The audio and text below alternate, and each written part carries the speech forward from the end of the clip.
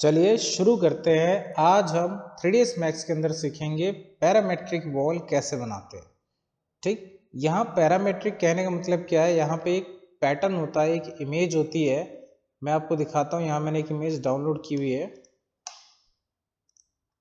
ठीक, जिसे आप इसे देखें, मैं जूम करके दिखाता हूँ।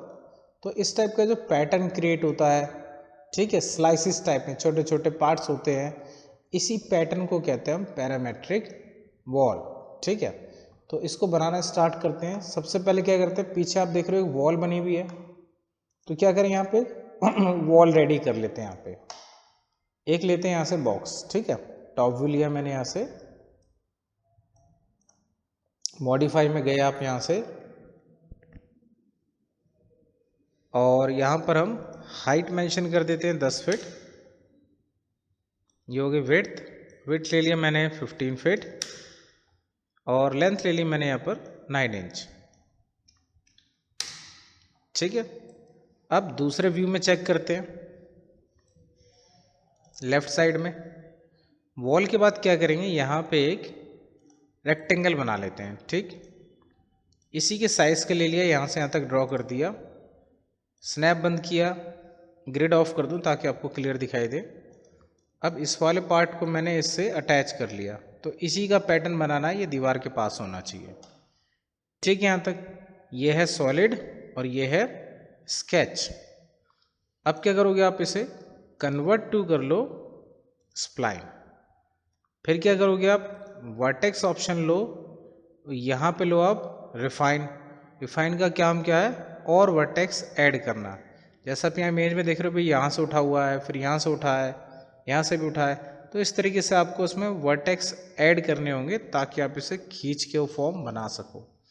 तो जैसे सपोज मैंने स्नैप बंद कर दिया, इमेज देखी, मैंने कहा एक यहाँ 2 3, इस टाइप से मैं 3 4 उसके अंदर पैटर्न 1 2 3 4 इस टाइप से 4 मैंने इसमें अप्लाई कर दिए और इसको ऑफ कर दिया। ठीक है, यहाँ तक। अब हम क्या करने वाले हैं, यहाँ पे एक एक्शन रिकॉर्ड करने वाले हैं, ये ट्रैक बार के साथ। ठीक है, यहाँ से आते हैं हम बाहर। ओके, तो अब हमारा काम क्या है, इसको सेलेक्ट किया और इस ट्रैक को यहाँ से ड्रैग करते हुए हम रख लेते हैं लास्ट पॉइंट पे। ठीक, अब हमें क्या करना होगा, ऑटो की ऑप्शन हमारे पास, इसे हम ऑन कर लेंगे। ऑन करने के बाद क्या करेंगे, अब इसका लेंथ कितना लिया मैंने, 15 फीट, मुझे पूरे में चाहिए।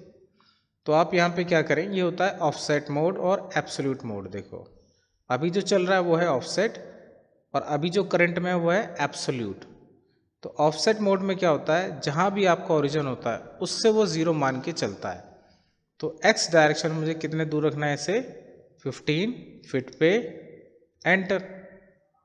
अब इसको ऑफ करते हैं ऑटो की को। अब इसको वापस पीछे ले जाके देखते हैं, ये देखो रन कर रहा है आपका, है ना। अब इसके साथ क्या करें, हम शेप में चेंज करना शुरू करते हैं। वापस से ऑटो की मैंने ऑन कर लिया, व्यू खोला मैंने, यहाँ से मॉडिफाई में गए और अपना वर्टेक्स सेलेक्ट किया। शुरू में मैंने क्या किया, इस वर्टेक्स को थोड़ा सा बाहर खींचा, इस वर्टेक्स को भी बाहर खींचा ऐसे। ठीक, इसको ऐसे ही रहने दिया। तो ये मेरा पहला यहाँ पे इतना फॉर्म मैंने बना लिया। फिर थोड़ा आगे चलते हैं यहाँ से, तो अब मैंने इसको रखा यहाँ पे ड्रैग करके, सपोज 20 फ्रेम पे। ठीक है, फिर यहाँ पे चेंज करते हैं। फिर मैंने कहा थोड़ा सा इसको मैंने डाउन कर लिया, सपोज इसको थोड़ा सा ऊपर उठा लिया। फिर अगले पार्ट में फिर आगे चलते हैं। तो हर पॉइंट पे जहाँ जहाँ पे आप ये ऑपरेशन लगा रहे हो, अब जैसे यहाँ से मुझे फ्लैट ही चाहिए क्योंकि यहाँ पे मुझे वो LED यूनिट लगानी है, तो मैं बीच वाले पार्ट को कोशिश करूँगा एक सा रखने की। अब ठीक, इसको यहाँ तक रखा। फिर अगले फ्रेम पे आया, जैसे 60 पे सपोज, उसमें भी मैंने इसको नहीं छेड़ा, इन वाले पार्ट को थोड़ा सा अप डाउन कर लिया ना, थोड़ा अंदर कर लिया, और इसको भी थोड़ा सा डाउन कर लिया ऐसे, या थोड़ा बाहर निकाल लिया यहाँ से। फिर आगे लिया 80 के अप्रोक्स। तो अभी भी मैंने इसको नहीं कोई दिक्कत दी, बस इसको ही चेंज कर रहा हूँ। ठीक, इसको मैंने ऐसे फ्लैट ही रखा, थोड़ा और ऊपर कर लेते हैं, और लास्ट ये है हमारे पास फाइनल। ठीक है। अब इसे आप ऐसे घुमा के देखें, देखिए चेंज हो रहा है, बट कुछ पार्ट मिडिल वाला मेरा चेंज नहीं हो रहा क्योंकि मैंने वहाँ चेंज नहीं किया है। क्लियर है? तो वापस रखा 0 पे इसको। अब ऑटो की को कर देते हैं बंद। ठीक, अब हम क्या करने वाले हैं, इसको शेल कर लो या एक्सट्रूड कर लो जिससे थिकनेस रेडी हो जाए। तो यहाँ से लिया, सपोज मैंने एक्सट्रूड ले लिया, ठीक, थिकनेस आ गई इसमें। थिकनेस आप देख लो कितनी आपको चाहिए, 2 इंच का चाहिए या फिर 1 इंच। ठीक, जैसे कि आप इमेज में देख रहे हो थिकनेस है यहाँ पर, वो आप एडजस्ट कर सकते हो। अब जाएंगे हम किस में, टूल ऑप्शन में, और ढूंढेंगे एक स्नैपशॉट ऑप्शन आपको मिलता है। इसमें डिफ़ॉल्ट सिंगल सेलेक्ट रहता है। अब आपको क्या करना है, यहाँ से यहाँ तक जो रेंज है आपकी इसकी, ये 100 तक जो आपने लिए, वो रेंज आपको यहाँ मेंशन करनी है भाई, 0 से मतलब यहाँ से कहाँ तक, 100 तक।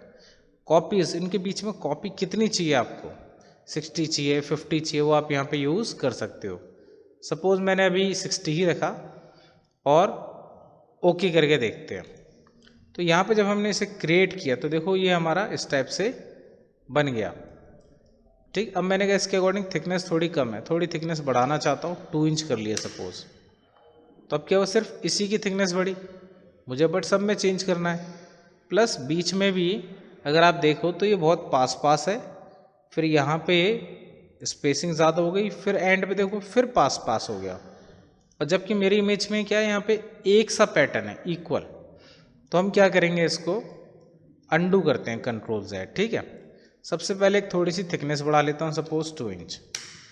ठीक, -2 इंच कर देता हूँ ताकि इस तरफ थिकनेस बढ़े। ओके, नेक्स्ट आपको क्या काम करना है, इस पे आपको राइट क्लिक करना है। यहाँ एक ऑप्शन होता है कर्व एडिटर। कर्व एडिटर में क्या होता है, यहाँ पे पोजीशन होती है X, Y, Z।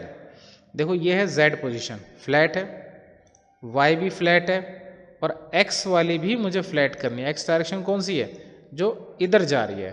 अब इधर ही तो हमारा ऐसा रहा था, पहले थोड़ा पास आ रहा था, फिर थोड़ा दूर हुआ था, फिर थोड़ा पास आ गया। क्यों हुआ, क्योंकि इसमें ना कर्व होता है इसमें, और इस कर्व को अगर हम फ्लैट कर दें, सीधा कर दें, तो वो स्पेसिंग भी इक्वल हो जाएगी ऑटोमेटिक। तो करते हैं X पोजीशन को, इस कर्व को फ्लैट कैसे करेंगे, इसको किया सेलेक्ट। ठीक है, फिर थोड़ा आगे किया मैंने यहाँ से अब मैंने सेलेक्ट किया कंट्रोल के साथ इस वाले पार्ट को, चेक कर लो, ऊपर वाला सेलेक्ट, नीचे वाला सेलेक्ट। ठीक, ये देखो कर्व बन रहा है। अब आप क्या करोगे, यहाँ से सेट टेंजेंट टू लीनियर कर दो, ये देखो एकदम सीधी लाइन हो जाएगी, हो गई। यहाँ भी देखो बिल्कुल स्ट्रेट हो गई। अब इसका काम होता है ख़त्म।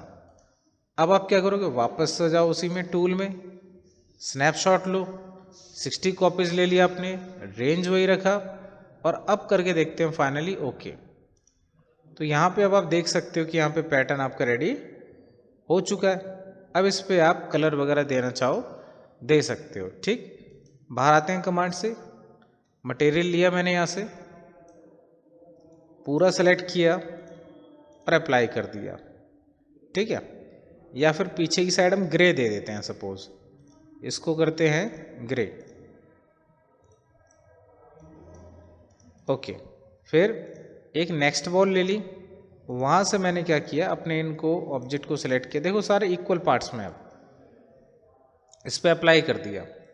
अब इस पर वुडन ढूंढते हैं, डिफ्यूज़ में लिया मैंने यहाँ से बिटमैप और ओके। फिर टेक्सचर आप देख लो।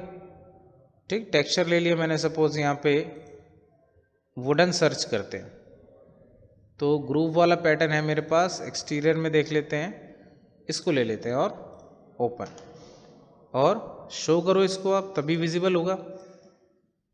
बाहर आते हैं। ठीक है, अब इस पर टेक्सचर विजिबल नहीं हो रहा है, इसको क्या कर ले, स्केल कर लेते हैं, पूरे को सेलेक्ट किया, यहाँ से लिया UVW मैप, देखो विजिबल होने लगा। इसको क्या करें, बॉक्स इस टाइप से शेप। ठीक, थोड़ा इसको स्केल वगैरह हम कर सकते हैं, ठीक, अपने हिसाब से। तो ये हमारा पैरामेट्रिक वॉल बन गया। अब देखो बीच में क्या मेरे पास फ्लैट एरिया है। अब मैं फ्रंट भी खोलूँगा और यहाँ से क्या करूँगा, एक LED बना देते हैं, एक बॉक्स बना दो आप, यहाँ से लेके यहाँ तक मैंने एक बॉक्स बना दिया। ठीक है, डन, कन्वर्ट टू कर लिया पॉली। इस वाले फेस को सेलेक्ट करते हैं और इसको कर लेते हैं इंसर्ट, हल्का सा अंदर की तरफ, एक फ्रेम बन जाएगा। फिनिश। फिर एक्सट्रूड करते हैं बाहर की वजह थोड़ा सा अंदर। फिनिश। इसके बाद इसे एक आईडी प्रोवाइड कर देते हैं यहाँ पे, है ना। यहाँ से आईडी लेते हैं 1, बाकी जो बचा कंट्रोल आई, उस पर लिखा मैंने 2, तो सेकेंड आईडी। अब एक मटेरियल इस पर अप्लाई कर देते हैं। खाली बॉल ली, वीरे मटेरियल में गए, यहाँ से लिया जनरल, यहाँ से लिया मल्टी सब ऑब्जेक्ट और okay. Keep old material, set number कितने 2 लिखते हैं, ओके। कॉपी करके नीचे रखा इसको मैंने। फर्स्ट आईडी पे ब्लैक मटेरियल डाल देते हैं, डिफ्यूज बिल्कुल ब्लैक, रिफ्लेक्शन डाल दो उसमें, ठीक। इस टाइप से ये ग्लोजी मटेरियल आपका बनेगा, ठीक है। और ब्लैक कर देते हैं, ठीक। इसको अप्लाई भी कर देते हैं साथ साथ, ताकि आपको अपडेट मिलता रहे। असाइन मटेरियल कर दो, देखो दिख रहा है, ठीक। सेकेंड आईडी मैंने कहा और डार्क कर देता हूँ ब्लैक में, फुल ब्लैक। इसमें रिफ्लेक्शन मैंने कम रखा मान लो और बाहर आ गया, ठीक। तो ये लग रहा है जैसे इस टाइप से आपका पैरामेट्रिक वॉल रेडी हो गया। और यहाँ पे जो एलईडी यूनिट है वो भी, उसको भी एक फ्लैट सरफेस आपका मिल रहा है, क्योंकि हमने बीच वाले पार्ट्स को डिस्टर्ब नहीं किया है।